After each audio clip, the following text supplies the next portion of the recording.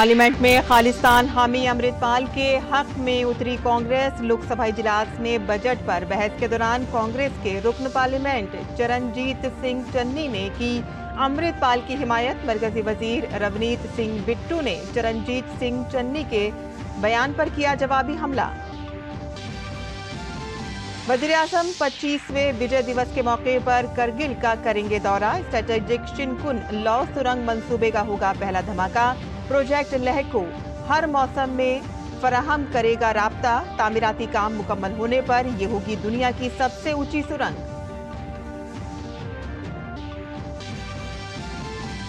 दिल्ली आबकारी मामले में वजीर आला अरविंद केजरीवाल समेत मनीष सिसोदिया और के कविता को नहीं मिली राहत। दिल्ली के राउज एवेन्यू अदालत ने केजरीवाल की अदालती हिरासत में 8 अगस्त तक की तौसी। मनीष सिसोदिया और के कविता 31 जुलाई तक रहेंगे अदालती हिरासत में।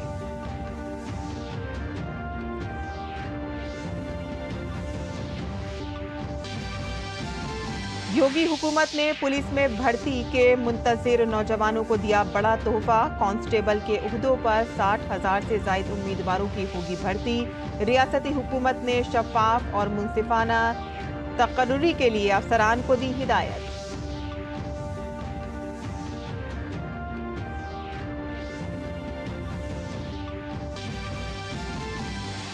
राष्ट्रपति भवन के मशहूर दरबार हॉल और अशोका हॉल का नाम बदलकर गणतंत्र मंडप और अशोक मंडप किया गया।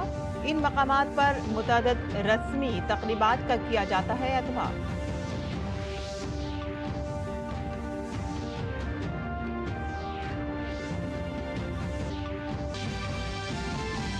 पेरिस ओलंपिक में भारतीय खवातीन टीम की शानदार कारकर्दगी। रैंकिंग राउंड में चौथा मकाम हासिल करके बराह रास्त क्वार्टर फाइनल में हुई दाखिल।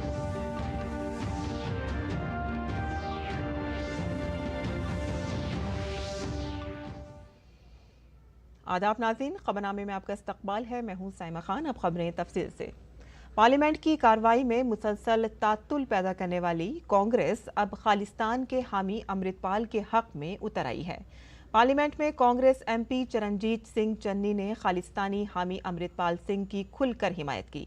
लोकसभा में बजट पर बहस के दौरान चरणजीत सिंह चन्नी ने कहा कि अमृतपाल सिंह पर जबरदस्ती एनएसए लगाकर जेल भेज दिया गया। और साथ ही चरणजीत सिंह चन्नी ने कहा कि अमृतपाल को लोकसभा में बोलने से रोकना आज़ादी इजहार की खिलाफ वर्जी है। चरणजीत सिंह चन्नी यही नहीं रुके, उन्होंने मजीद कहा कि अमृतपाल को बोलने से रोकने का मतलब लाखों लोगों की आवाज को रोकना है। मरकजी वजीर रवनीत सिंह बिट्टू ने चरणजीत सिंह चन्नी के इस बयान पर पलटवार किया और इस दौरान रवनीत सिंह बिट्टू और चरणजीत सिंह चन्नी के दरमियान गर्मा गर्म बहस देखने में आई। पार्लियामेंट के इजलास के चौथे दिन आज लोकसभा में इब्तदाई कार्रवाई के दौरान हंगामा हुआ। लोकसभा के स्पीकर ओम बिरला ने ऑपोजिशन को मुतनब्बे किया कि वो काबिल एतराज अल्फाज इस्तेमाल ना करें। और इसके अलावा पार्लियामानी उमूर के वजीर किरेन रिजिजू ने कहा कि बजट पर बहस के दौरान ऑपोजिशन को सियासत पर नहीं बल्कि सिर्फ बजट पर बात करनी चाहिए। इस सदन की बहुत मर्यादा है, कुछ परंपरा रही है, परपाटी रही है। मेरा सभी लोगों से आग्रह है, चाहे सत्ता पक्ष हो, चाहे प्रतिपक्ष हो या बीच के सदस्य हो, सभी माननीय सदस्य सदन के अंदर अपनी बात को कहें, चर्चा में भाग लें, मर्यादा रखें, कोई ऐसी टिप्पणी न करें जो सदन की मर्यादाओं के अनुकूल नहीं है और संसदीय परंपराओं के अनुकूल भी है। हम और कोशिश करें इस सदन में उच्च कोटि की परंपरा बने, प्रॉपर्टी बने, लोग चर्चा करें कि 18वीं लोकसभा के अंदर चुनने वाले माननीय सदस्यों ने इस सदन की गरिमा को बढ़ाया, मर्यादा को बढ़ाया। और इसके साथ ही दोनों ऐवानों में वक्फा सवालात और वक्फा सिफर एहसान तरीके से चला। और काबिल जिक्र है कि मरकजी बजट पर कल शुरू होने वाली बहस आज भी जारी रहेगी। मरकज के ज़ेर इंतज़ाम जम्मू कश्मीर के बजट पर दोनों ऐवानों में शुरू होने वाली बहस को भी आगे बढ़ाया जाएगा। वहीं पार्लिमानी उमूर के वजीर किरेन रिजिजू ने ऑपोजिशन के रवैये पर तनकीद करते हुए कहा कि पहले दिन बजट पर बहस न करके ऑपोजिशन ने सिर्फ सियासी बयानबाजी की है। रिजिजू ने इस बात पर भी मजम्मत की कि ऑपोजिशन पीएम मोदी को गाली दे रही है, जो जमहूरियत के लिए अच्छा नहीं है। कल विपक्ष के लोग ने बजट के बारे में कुछ नहीं कहा, सिर्फ राजनीति की है।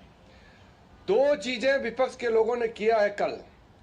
पहला तो देश का जनादेश, जनता का जनादेश को अपमान किया है और प्रधानमंत्री जी को गाली देने का काम विपक्ष के लोगों ने किया है। ये लोकतंत्र के लिए ठीक नहीं है। और किरेन रिजिजू ने पार्लिमानी उमूर के वजीर होने के नाते एक बार फिर से ऑपोजिशन से अपील की कि ऐवान में सिर्फ बजट पर बहस की जाए। बजट सेशन, बजट पर चर्चा होना चाहिए।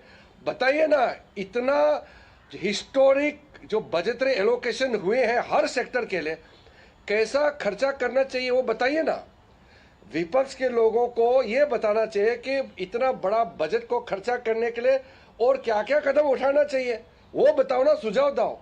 सुझाव देने के लिए बजट सेशन होता है, या गाली गलौज देने के लिए बजट सेशन नहीं होते हैं। मैं बहुत अफसोस के साथ कह रहा हूं, लेकिन अपील भी कर रहा हूं कि कल पहला दिन बजट में जो विपक्ष के लोगों ने हरकतें की है वो दोबारा नहीं होना चाहिए। और वजीर दिफा राजनाथ सिंह ने लोकसभा में ऑपोजिशन के हंगामे पर अपना एहतजाज जाहिर किया। उन्होंने हंगामा आराई करने वाली ऑपोजिशन पार्टियों से अपील की कि वो पार्लियामेंट के वक़ार के मुताबिक अमन बरकरार रखें।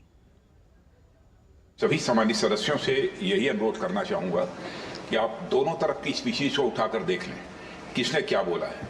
यदि किसी ने असंसदीय भाषा का प्रयोग किया है अथवा संसद की मर्यादाओं को तोड़ने की कोशिश की है, उसे कार्रवाई से बाहर कर दिया जाए और पूरे सदन में शांति हम सब बनाए रखें। राज्यसभा में वक्फा सवालात के दौरान हुकूमत ने हाई कोर्ट के जजों से मुतालिक एक अहम सवाल का जवाब दिया। डीएमके रुकन पी वल्सन ने सवाल का जवाब देते हुए वजीर कानून अर्जुन राम मेघवाल से कहा कि इस वक्त मुल्क में हाई कोर्ट के कुल 661 जजों में से 21 दर्जे फहरिस्त ज़ात, 12 दर्जे फहरिस्त कबाइल और 48 ओबीसी बिरादरी से हैं।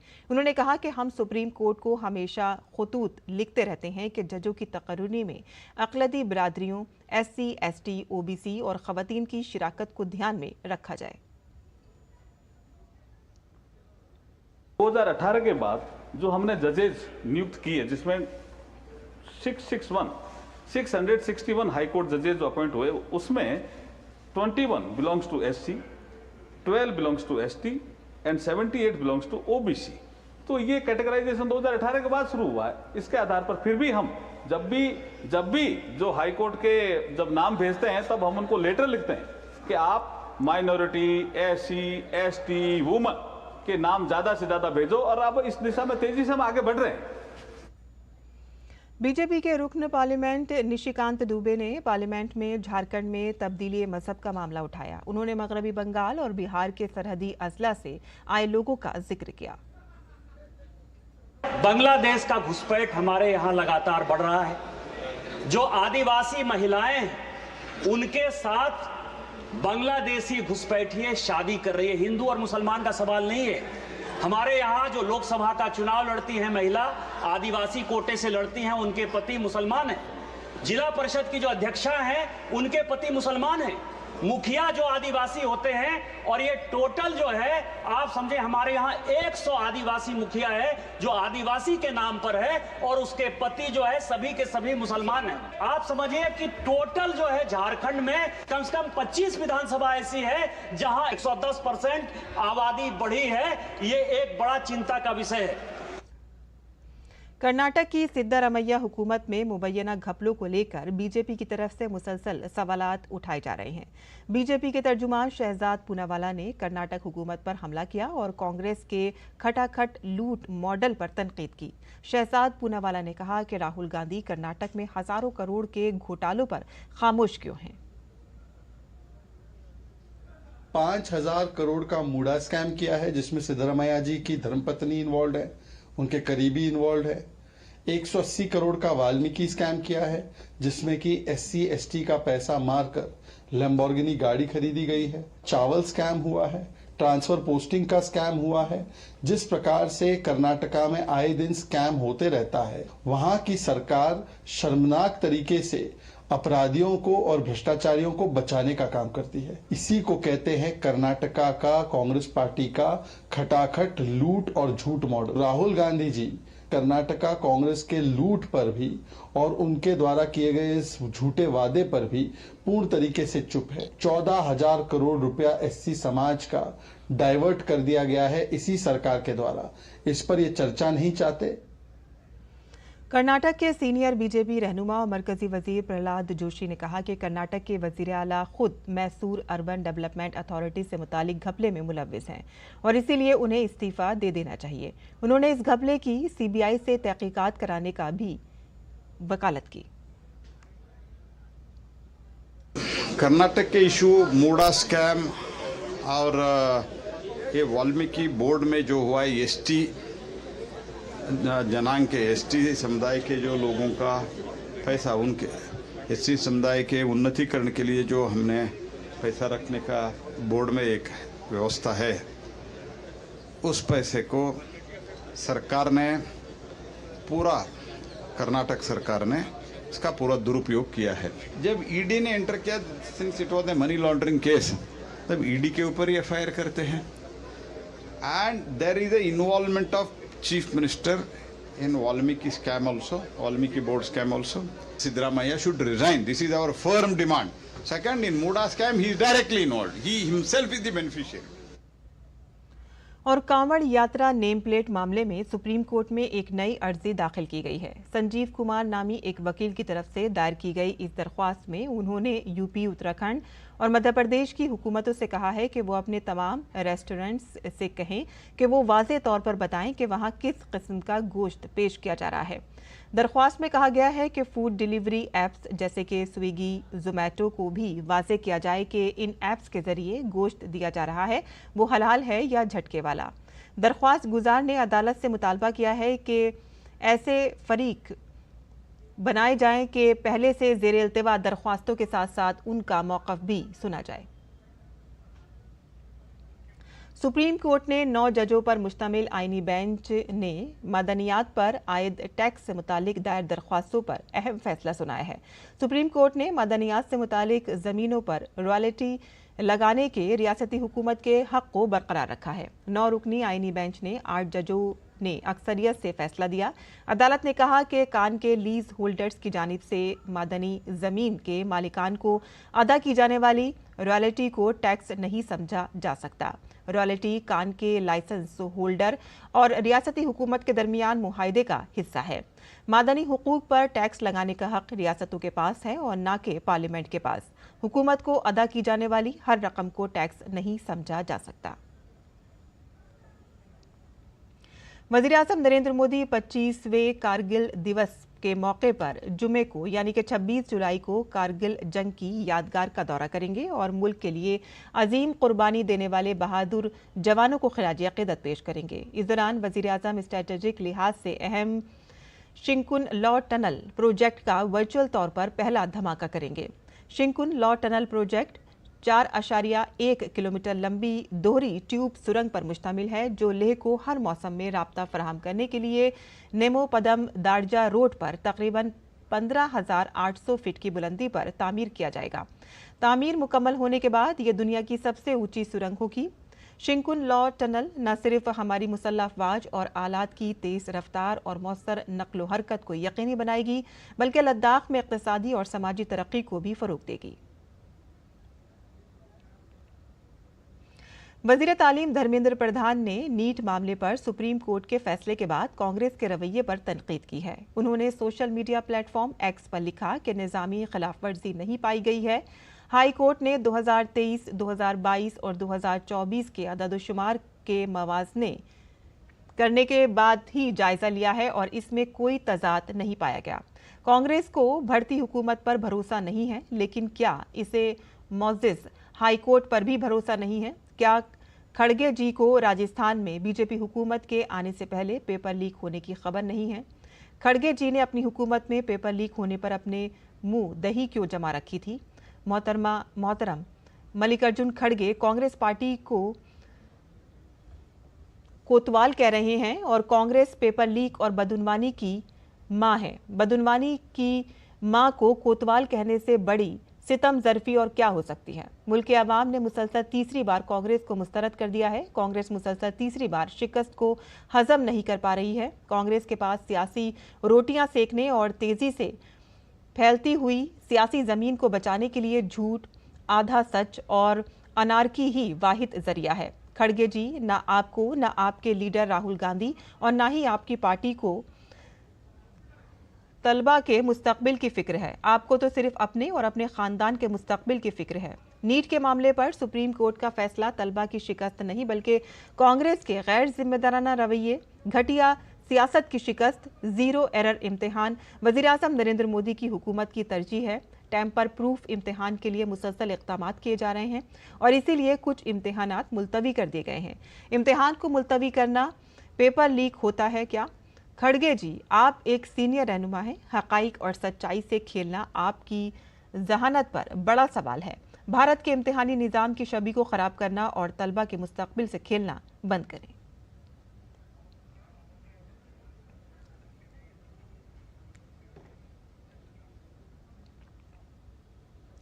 दिल्ली के वज़ीर आला अरविंद केजरीवाल की मुश्किलात में मुसलसल इजाफा होता जा रहा है। राउस एवेन्यू कोर्ट ने एक्साइज पॉलिसी से मुतालिक सीबीआई केस में वज़ीर आला अरविंद केजरीवाल की अदालती तहवील में 8 अगस्त तक तौसी कर दी है। अदालत ने मनीष सिसोदिया और के कविता की अदालती तहवील में 31 जुलाई तक तौसी कर दी है। तीनों को तिहाड़ जेल से वीडियो कॉन्फ्रेंसिंग के जरिए पेश किया गया था। लोकसभा इंतखाबात के बाद उत्तर प्रदेश के वजीर आला योगी आदित्यनाथ बदले हुए रवैये में नजर आ रहे हैं। वजीर आला ने रियासत में मुलाजमतों के लिए मीटिंगें की हैं और इसके नतीजे में यूपी पुलिस कांस्टेबल भर्ती इम्तिहान की तारीखों का ऐलान कर दिया गया है। Uttar Pradesh police recruitment and promotion board की तरफ से जारी करदा रिलीज के मुताबिक यूपी पुलिस कांस्टेबल भर्ती के इम्तिहानात 23, 24, 25, 30 और 31 अगस्त को होंगे। यूपी पुलिस में कांस्टेबल के ओहदों पर 60,244 उम्मीदवारों को भर्ती किया जाएगा। उत्तर प्रदेश पुलिस भर्ती और प्रमोशन बोर्ड ने इस बराह रास्त भर्ती की तहरीरी इम्तिहान के लिए अपनी तैयारियां शुरू कर दी हैं। अब तक की तैयारियों के मुताबिक कांस्टेबल भर्ती का इम्तिहान 2 सेशनों में मुनक़िद किया जाएगा। 23 अगस्त से 25 अगस्त तक मुसलसल इम्तिहान के बाद श्री कृष्ण जन्माष्टमी की वजह से 4 दिन का वक्फा दिया जा रहा है और इसके बाद 30 और 31 अगस्त को दोबारा इम्तिहान लिया जाएगा।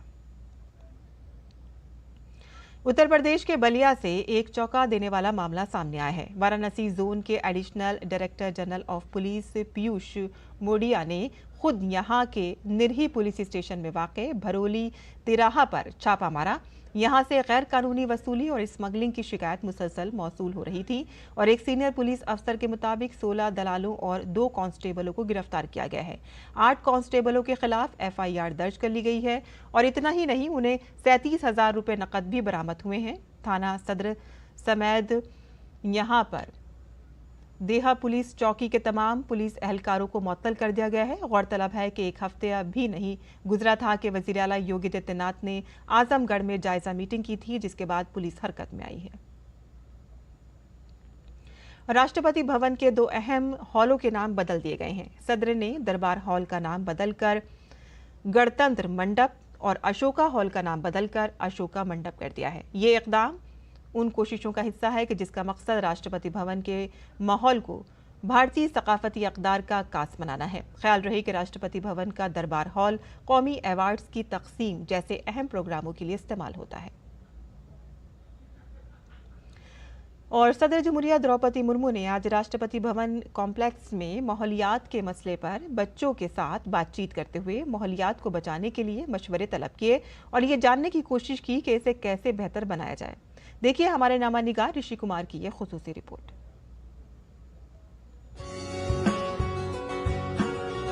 डॉक्टर राजेंद्र प्रसाद केंद्रीय विद्यालय में सदर द्रौपदी मुर्मू ने नवी जमात के तलबा से माहौलियाती मसाइल पर बातचीत की। बच्चों के साथ बातचीत के दौरान साबिक उस्ताद रही द्रौपदी मुर्मू ने माहौलियात को बचाने के लिए बच्चों से मशवरे तलब किए और ये जानने की कोशिश की कि इसे कैसे बेहतर बनाया जाए। ग्लोबल वार्मिंग हो रहा है, ये कोई तो ऑटोमेटिक हो रहा है, कोई मनुष्यकृत होता है, हम लोगों को द्वारा होता है। क्या होता है? पेड़ कार्बन डाइऑक्साइड नहीं ले पा रहा है, जो उससे वो अपना फूड बनाती है फोटोसिंथेसिस से, और मैम कार्बन डाइऑक्साइड एटमॉस्फेयर में बढ़ता जा रहा है और ऑक्सीजन रिड्यूस हो रही है।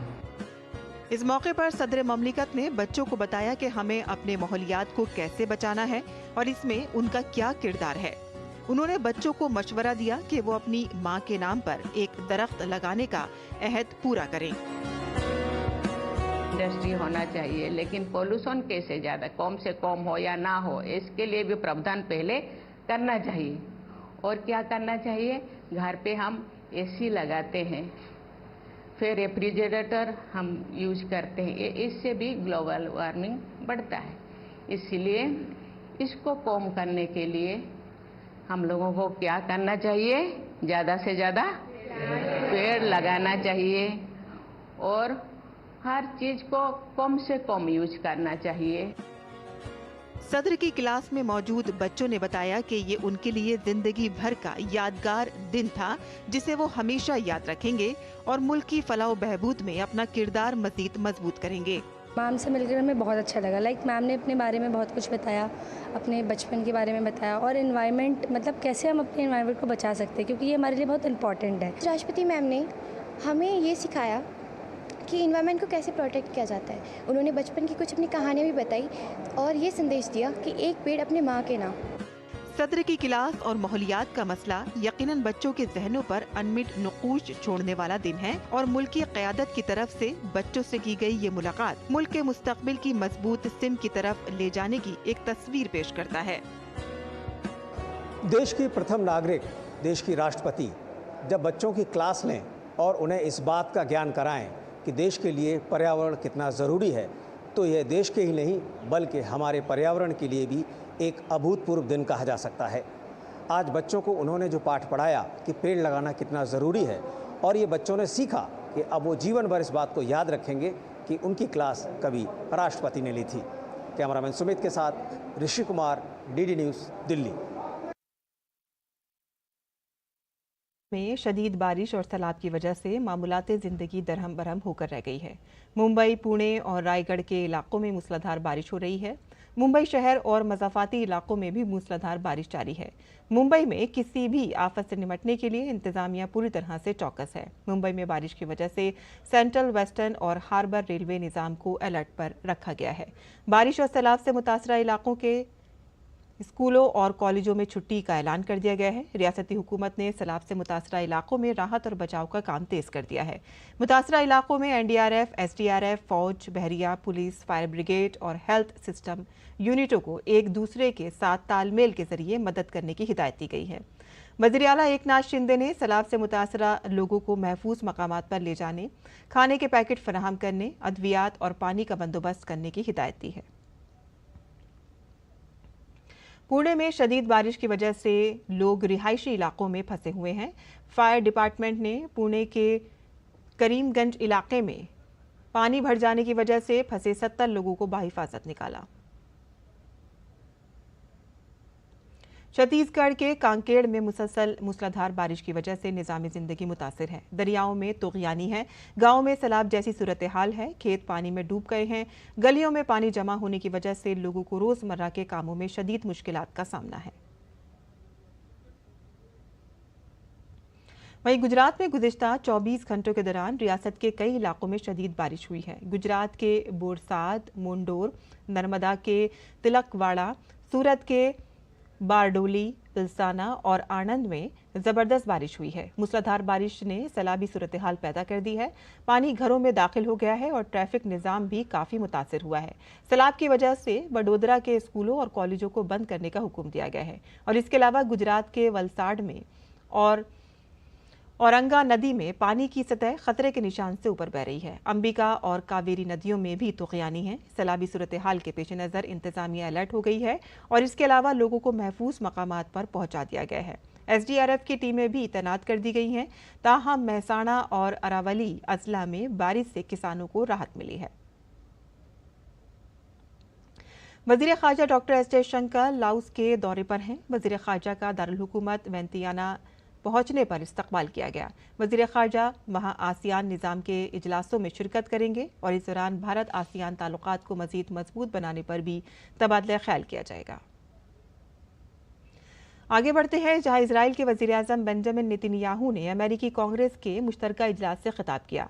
उन्होंने गजा तनाज़े का दिफा करते हुए अमेरिकी कानून साजों से कहा है कि हमारे दुश्मन आपके दुश्मन हैं। नेतन्याहू ने कहा कि जब हम ईरान से लड़ते हैं तो हम अमेरिका के सबसे मोहलिक और कट्टर दुश्मन से लड़ रहे होते हैं। उन्होंने कहा कि हमारी जंग आपकी जंग है और हमारी फतह आपकी फतह है।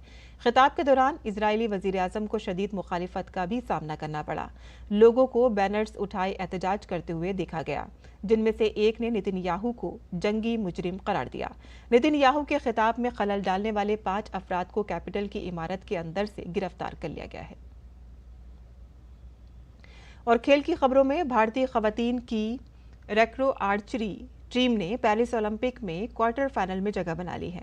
अंकिता भगत, भजन कौर और दीपिका कुमारी ने आज मुनक़िद तीरंदाजी रैंकिंग राउंड में शानदार कारकर्दगी का मुजाहिरा किया।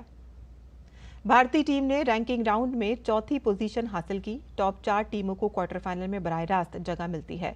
इनफरादी जुमरे में अंकिता भगत ने 666 पॉइंट के साथ सीजन की पहली बेहतरीन कारकर्दगी का मुजाहिरा किया और 11वीं पोजीशन हासिल की, जबकि भजन कौर ने 22वें और दीपिका कुमारी ने 23वें पोजीशन हासिल की है। भजन कौर ने 659 और दीपिका ने 658 पॉइंट्स हासिल किए। रैंकिंग राउंड में मुजाहिरे की बुनियाद पर तीरंदाजों की रैंकिंग तैयार होगी, जिसकी बुनियाद पर वो तमगा के लिए नॉकआउट मैचों में हिस्सा लेंगी।